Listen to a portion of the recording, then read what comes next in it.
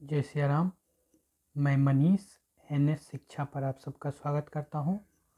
और आज हम लोग मूल अधिकार चैप्टर जो पढ़ रहे हैं उसके अगले क्रम में देख रहे हैं क्या संवैधानिक उपचारों का अधिकार और किस आर्टिकल में क्या है उसे देखने के बाद हम जैसे समता का अधिकार, धर्म की स्वतंत्रता का अधिकार, इसे पूरा एक डिस्क्राइब वे में देखेंगे जिससे आपकी समझ एक अच्छे रास्ते पर आएगी।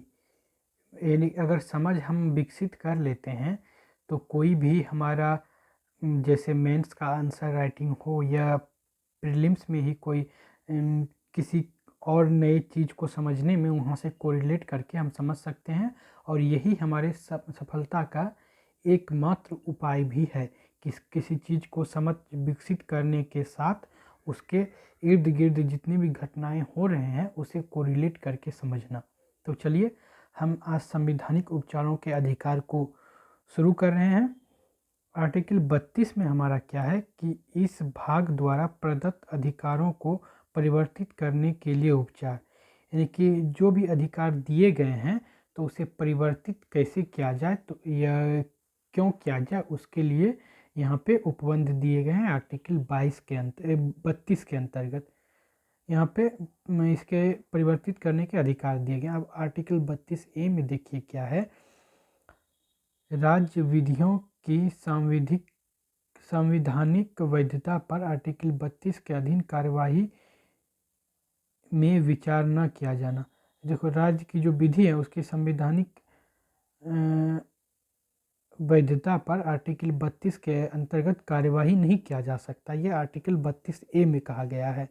आप देखिए कि हमारे नोट में कि 42वां संविधान संशोधन अधिनियम 1976 द्वारा आर्टिकल 32A को संविधान में जोड़ा गया, बट मैंने कि उस पर कोई भी विचार न किया जाना।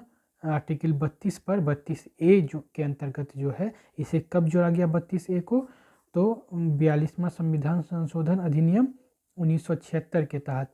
43वां संविधान संशोधन अधिनियम 77 में जो है आर्टिकल 32A को निरस्त कर दिया गया, अर्थात हटा दिया गया। 42वां में जोड़ा गया और 43वां में हटा दिया गया। अब 33 में देखिए क्या है। आर्टिकल 33 में इस भाग द्वारा प्रदत्त अधिकारों का बलों आदि पर लागू होने में उपांतरण करने की संसद की शक्ति।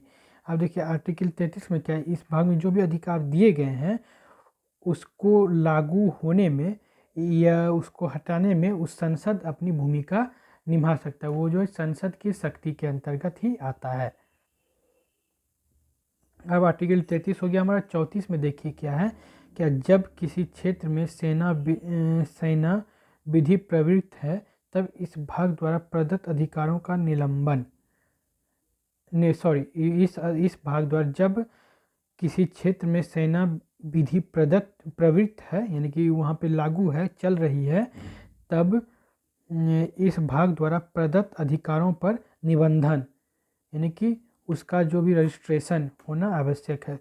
35 में क्या है कि इस भाग के उपबंधों को प्रभावी करने के लिए विधान, यानी कि इस भाग में जितने भी उपबंध हैं इसे प्रभावी कैसे किया जाए उससे संबंधित विधान जो है हमारा आर्टिकल 35 के अंतर्गत दिया गया है।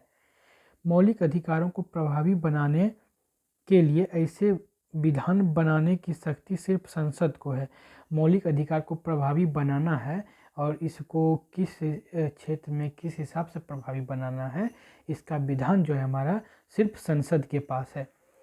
अब मूल अधिकारों समता का अधिकार मूल अधिकार में ही हम लोग देख रहे हैं। तो मूल अधिकारों की सूची में समता का अधिकार प्रथम क्रम पर है, यानी कि फर्स्ट हमारा समता का अधिकार ही है। समानता के सिद्धांत अनेक रूपों को रखते हुए गतिशील और विकसित अवधारणा है। इसका समावेश किस आर्टिकल में किया गया है, तो आर्टिकल 14 से 18 में संविधान के ये अनुच्छेद में विधि के समक्ष समता और विधियों के समान संरक्षण का सुनिश्चित करने के अलावा नियोजन के मामले में समानता स्थगित करते हैं।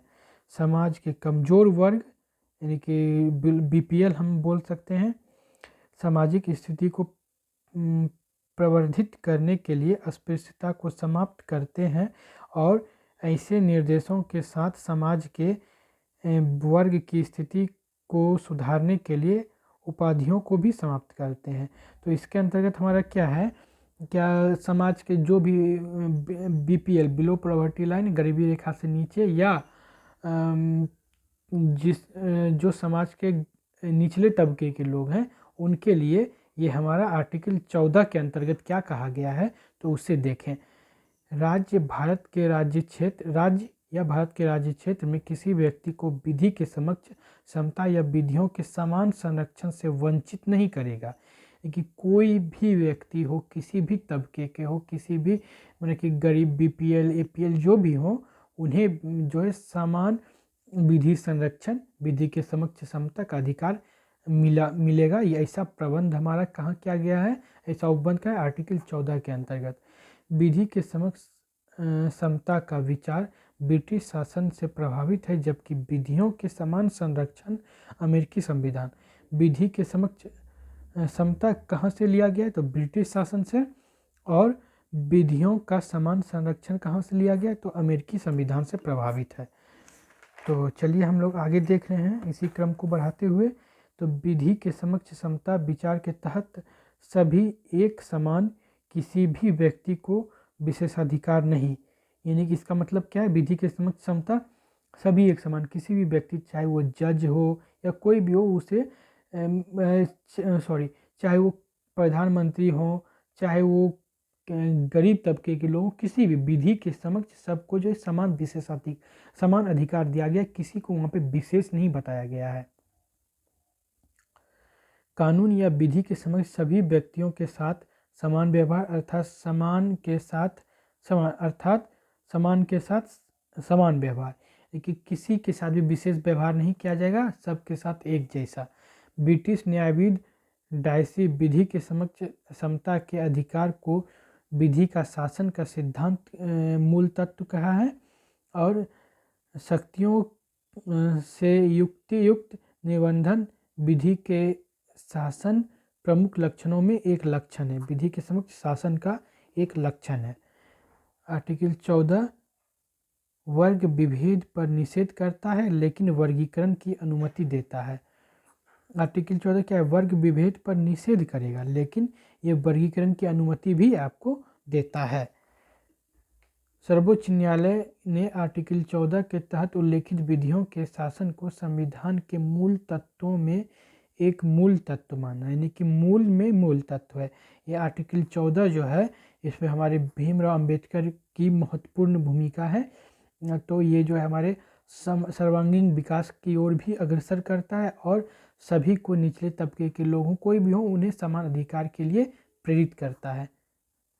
और आर्टिकल 14 में नैसर्गिक न्याय का सिद्धांत अंतर्निहित है।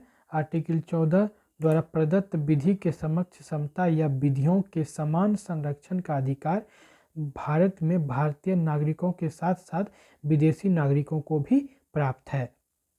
ये जो है भारतीयों के साथ साथ विधि के समक्ष सभी समान है, ये अधिकार किसको भारतीय नागरिकों के साथ साथ विदेशी नागरिकों को भी प्राप्त है। आर्टिकल 15 में हमारा क्या है, धर्म, मूल, वंश, जाति, लिंग या जन्मस्थान के आधार पर विभेद का प्रतिषेध, यानी इसके आधार पर कोई भी विभेद नहीं किया जाएगा।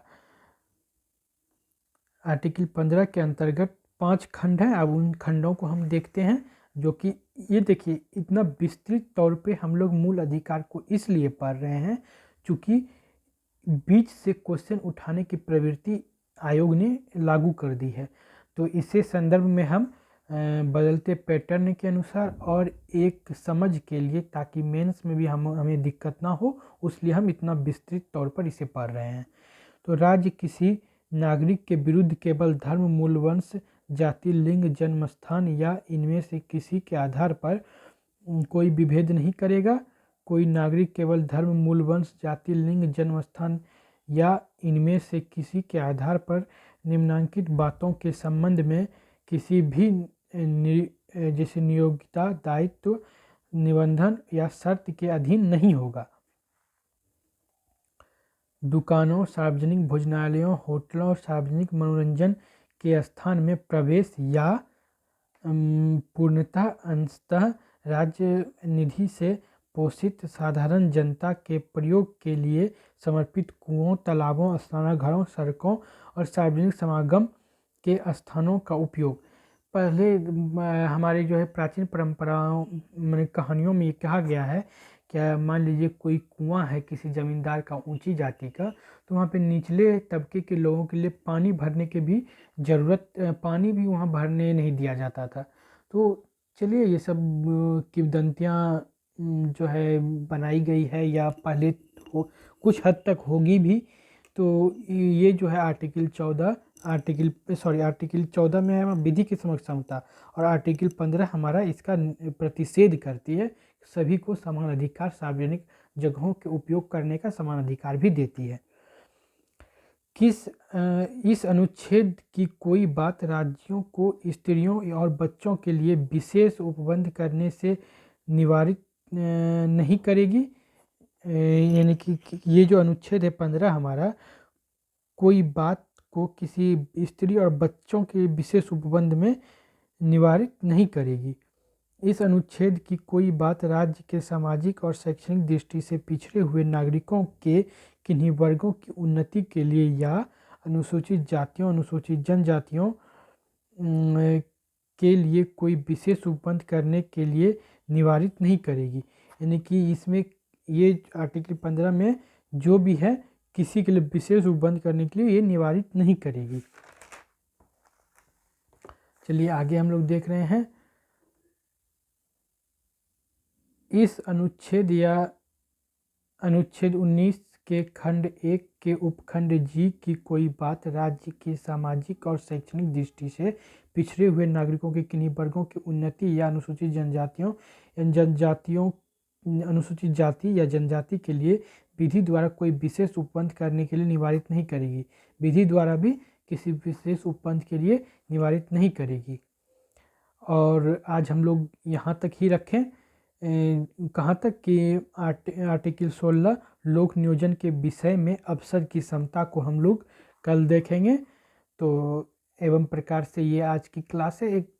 ये 2 क्लास और होगी, तो इसे आप अच्छे से समझेंगे और कोई भी आपकी क्वेरीज हो तो उसे आप कमेंट में पूछ सकते हैं और मैं उसके समाधान का प्रयास करूँगा, बल्कि पूर्णतः समाधान करूँगा। तो चलिए इसके लिए आप सब मुझे सहयोग करें और सबकी सफलता का मार्ग प्रशस्त हो। पुनः आप सभी को अनंत शुभकामनाओं के साथ जय सिया राम।